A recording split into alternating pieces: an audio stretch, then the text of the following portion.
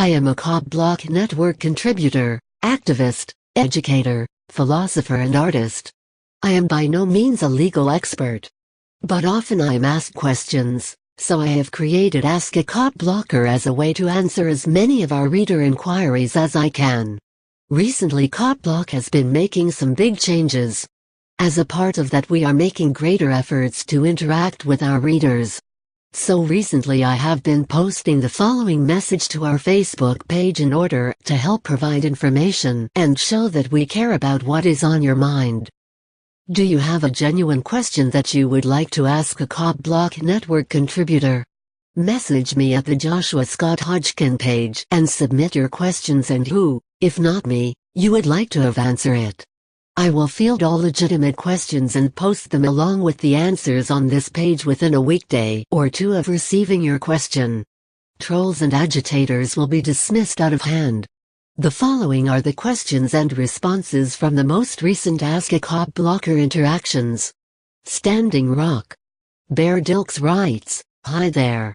I've followed you guys now 3-4 years and I wanted to say first off, 'cause I'm sure you don't hear it enough. Thanks for all that you do. That done, here's my question.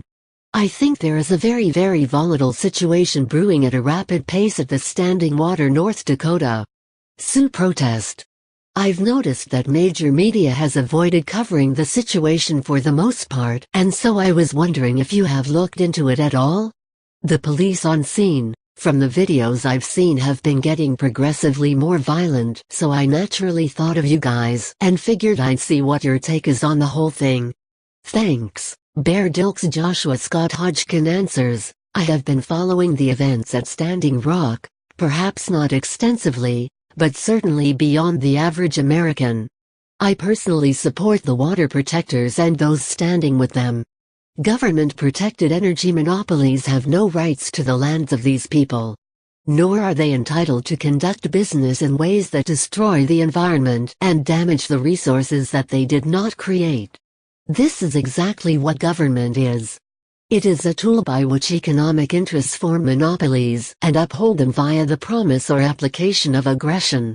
It is a gang pretending to be the will of the people by providing a suggestion box that never changes anything. And police are the muscle that applies the aggression that sustains the monopolies we are all enslaved to. Lest you think I have gotten off track, let me explain why I pointed this out. No protest for a single cause ever affects lasting change. While I still support protests of the government and the corporate entities it charters, if only for making people question things, I have no delusions that they can fix anything. So long as police and the state exist, this is how things will be. It is time we join a single cause, which is disassembling these power structures that enslave us and destroy the environment. Water protectors, Black Lives Matter, Bundy Ranch supporters, Juggalos and any and everyone else adversely impacted by the state and its aggression need to fight the core enemy, the institution of monopolized aggression itself. While we divide our complaints against it into ever smaller pieces, the state continues to grow and become more oppressive. And as it does, the jackbooted thugs whom it hires to keep us obedient will just get nastier and nastier. Abolish police and disassemble the state. One further note here. To all the "but private police would be better people," well, I guess you were wrong. They are still jackbooted thugs who gather around power structures and oppress individuals. Confidential informants and search warrants. Leslie Byers asks, is it legal for the authorities to search a residence based only on a confidential informant and neighbor complaints for traffic? If so, do I as the subject of the search have the right to request information that may be beneficial to a defense in court? Joshua Scott Hodgkin replies, authorities cannot search your home without a warrant except in the most extenuating of circumstances, of which informants or traffic complaints certainly do not count as extenuating. For neighbor traffic complaints there is no sane judge who would issue a residential search warrant. There have been 2 federal rulings used as precedents in whether a warrant can be issued based on information from a confidential informant. It also varies which precedent is considered in different states at their lower courts. Here is some information explaining more about the circumstances under which a warrant may be issued based on information from a confidential informant. https://www.hg.org/article.asp?id equals 34191. However, the decision is ultimately up to a judge and relies on human factors as much as objective guidelines. But a judge's decision to issue a warrant can later be challenged in court, which would render all of the evidence gained in the search inadmissible. The prosecution cannot use evidence against you that they have not made open to you. This is called discovery. You have a right to view all evidence that will be used against you, but not necessarily their overall prosecution strategy.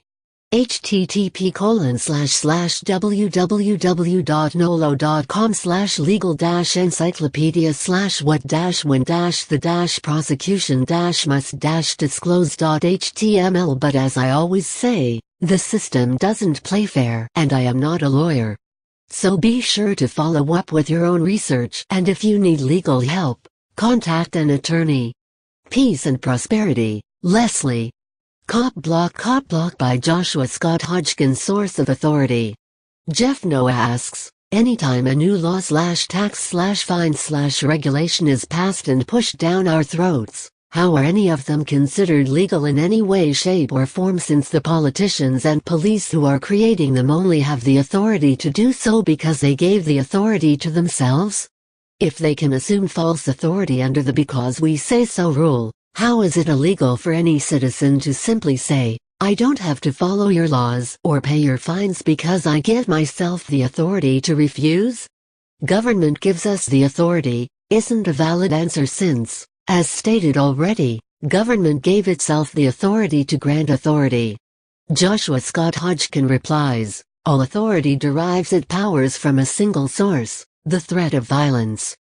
Government can only exist using a monopoly on organized aggression to force individuals to follow its dictates. No authority exists dependent of that aggression. While some people will tell you that they would voluntarily pay all the taxes and follow all the laws without the implied threat looming over them, no such situation has ever existed. No government has ever been voluntary. They have all forced themselves on individuals via the threat of aggression. Legal and illegal are meaningless terms outside of that authority. What they mean within it is merely a description of when and how the state will steal, extort, kidnap, imprison, torture and/or kill. And they don't even follow their guidelines. Nor is it reasonable to expect them to. Accountability is futile. Abolish the state. What can COPBLOCK do? Dom Ciali writes, what can COPBLOCK do to balance out the police campaign of "We Back the Badge"? It seems like people support the police killings over infractions just to feel safe. Fear/force by any government entity is tyranny. Joshua Scott Hodgkin, the real question is, what can you do?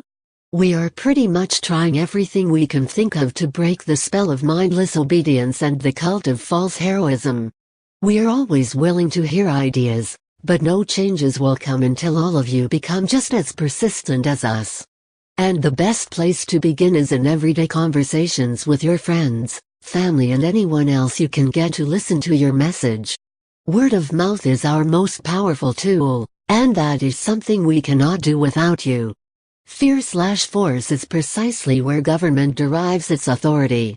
The state is tyranny, and the police are its hired guns. #abolish the police #abolish the state. Legal capacity to enforce laws. Peter Osborne writes, I'm in Australia but think this question will still be relevant to all. Does an entity like a police officer who acts under the state or similar hold the legal capacity to enforce anything upon a member of the public? Joshua Scott Hodgkin replies, laws do not exist independent of entities which create and enforce them. The state is the law. There is no reason to expect consistency or accountability. That would be like expecting a marathon runner to slow down every time the other runners got too far behind them. The state exists to create an advantage for the ruling class, and that advantage extends to those who enforce its agendas. There is no such thing as abuse of authority, because all authority is abuse. It is abuse of individuals. The state and its agents can and will do whatever they want, because that is the entire reason they exist. Cops and questions. Glenn and Bradley Priester writes, I was pulled over a few weeks ago for speeding. I live in a small town in Pacific Mo. The cop got a little agitated when he seen my iPhone recording the stop. And he seemed more interested in where I came from and where I was going and why I was recording instead of why he pulled me over, speeding 8 miles over. He kept asking me questions and my answers were, how does this pertain to this traffic stop? So 40 minutes later the cop gives me back my license and insurance card, no ticket. Why do cops do this? Joshua Scott Hodgkin responds, clearance rates for violent crimes and theft reveal that cops are really bad at stopping criminals and catching them. This is because police usually hire those of average or below average intelligence. They make better unquestioning order followers. So since they are incapable of doing police work that involves critical analysis, they must